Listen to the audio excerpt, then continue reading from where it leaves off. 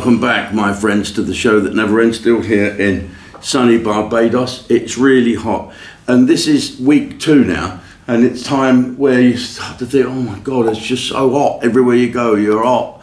And then you think, oh, we've got to go and have lunch, we've got to go and have dinner, and people think, oh, what a hardship that is. But I tell you, in this heat, relaxing and doing nothing is hard work, because doing nothing means you don't know when you finish doing nothing. Sad to have lost a friend today. I saw in the newspapers that General Mike Jackson has passed away. General Mike, I'll be telling you all about him over on Ustream, and we'll also be talking about a couple of other people over on Ustream. One of them is Amanda Hart. Oh, there she is in the background. Give us a little wave, Tash. Yeah, Amanda Hart. She's written a book. I've never found Amanda Hart funny. I think she did the Generation Game once, was it? No, not her. It was 2 other birds. Anyway, I never found her particularly funny. But her father is quite famous, and I will reveal all when we go over to Ustream and have a little chat in a minute. I want to try and cramp a few things in, but let's just talk about the thing that's on everyone's mind here today. Apart from the fact that in a moment the government are doing this vote on the right to die. Whether you have the right to die or not, to take your own life, should you be able to do that? I don't know the answer to it. I'm not going to die. I'm going to be stuffed. I'm not buried. I'm going to live forever, put it that way. My great-grandfather, actually, he was one of these people who knew when he was going to die. Yeah, a judge told him. The other thing we'll be talking about over on the other side is Brendan O'Connell. Brendan O'Connell is from that, whether you like it or not, I'm not sure I did. I don't think I saw much of it. It was a bit of a pantomime, wasn't it? What's the name of that thing? You did something, boys, Mrs. Brown's Boys? Yeah, it's a geezer who dresses as a woman, and he's Irish, and it's very funny. The bits I saw of it were sort of okay. But then we've had more trouble with them 2 geezers on MasterChef. Greg Wallace, I don't know what he does, and that John Trode, that well-known Australian geezer, they're in trouble now for telling jokes, so we'll talk about that a little bit later on. And of course the fact that James Blunt, if he gets the #1 in the album charts, he's going to change his name to Blunty McBluntface. Well, he's already got another name for a lot of people. I think he's brilliant, and we'll talk about him later on as we crashed in an airliner, in an RAF plane on the way to Afghanistan. Not a lot of people know that, so I'll tell you in a minute. Right, a couple of things to talk about. There's a bird who's taken her boss to a tribunal and won because he didn't say hello to her. When she came into work, he never said hello. And he was nicer to other people than he was to her. So she's taken him to a tribunal. Okay? What is that all about? There's another woman in the papers again today who has taken someone to court because she said it was racial discrimination because I is black in it. It makes you think, doesn't it? If you're going to employ someone, just get a white bloke. You know, that's the way to do it. We have now, England has taken on a German manager. What do you think of that? They said they've interviewed other people. Who though?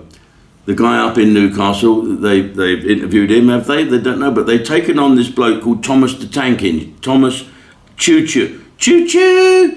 Thomas Choo-Choo Tank Engine! Yeah, apparently he managed Chelsea for a while and then a few other people, and he's got a lot of skeletons in his family closet in his private life. I don't know if he serves it up quite a bit. He's just been divorced and he's got a young girlfriend. Oh, well, fucking knew about that. Anyway, his name's Thomas Tuchel, and he is the new manager of England.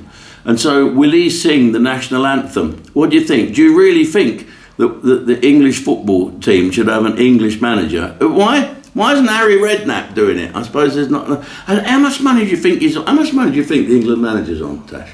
Got no idea. A year. 6 million. No. Yeah. Oh, That'd keep you in Minuti, wouldn't it? For a week. It would. Yeah, it would. So there you go. Do you need an England manager? Sven-Goran Eriksson, rest his soul, he wasn't English, and they say they're waiting for Pep Guacamole, who manages Man City. Well, where are the English managers? Get Chrissy Powell He's a great guy. All right, so 170 migrants come across the channel this week. Now, that makes the total. There's more migrants, or whatever you want to call them, boat people, fucking invaders, coming across the channel under this government in 100 days than the whole of the Conservative lot of the year. Now, that is saying something. So what are they going to do? The latest pictures I've seen, they're being brought in by those oil rig repair ships. So I don't know why. It probably will happen. David Lammy and the Home Secretary, that Letha Nandi, that silly person, why don't they just send over a ferry, drop anchor off the coast of France and let them have a little paddle out, jump on and just deliver them here, cut out the middleman. Fucking crazy. What are we going to do with all these people in this country? We are full. And we're all going to be called racist because of it, because our borders are fucking full. We are full. What are the Conservative Party doing about it? You ask yourself now, who's going to do anything about this? It's going to be Lee Anderson, isn't it? Lee Anderson, a Conservative who's now part of Reform. Something needs to be done. Now, we've got Jenrick, our man, Robert Jenrick from the Conservative Party. I describe him as a self-licking ice cream. He's a nice enough guy. I've met him a couple of times. But he just preens, doesn't he? He looks as if he's been sculpted and sprayed and has a makeup person with him. Okay, and Q, MP. Yes, here's what we're going to do. We're going to drop income tax 2p. Fucking drop. If you want to do something really good with the income tax, make a percentage where everybody pays 20%. Isn't that right? So if you earn a fortune, you pay 20%, and it's 20% of 10 million, very nice. Or you pay 20% of 20 grand. It's the same. A percentage is a percentage.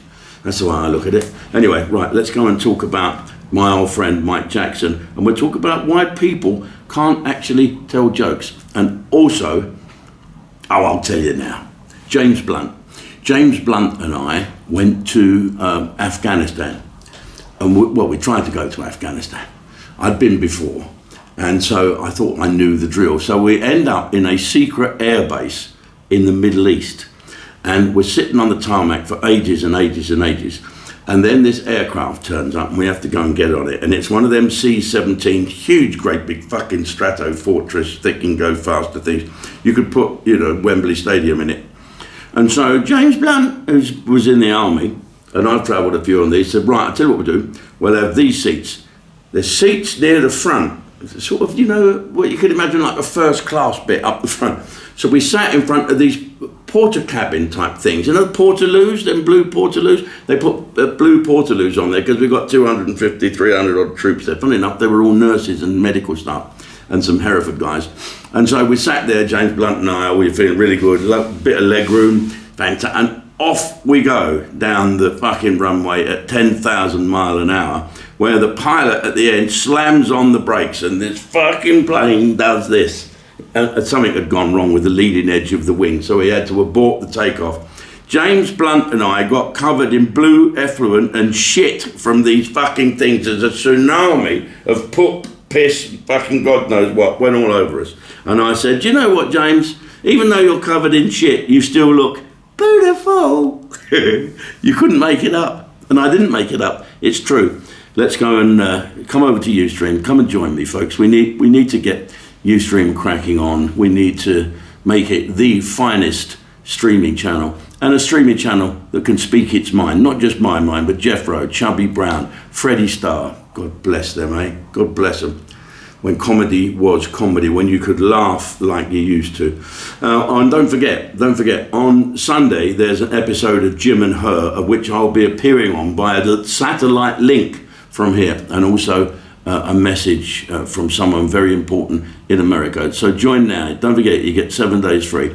Oh, and the other thing not to forget is that I'll be appearing down in Southsea on the 16th of December, I think, something like that. The Gaiety Bar. Have a look online, Gaiety Bar. Get some tickets. It's going to be a hoot. See you there, folks. You can get a chance to see my brand new show here on Ustream before anybody else.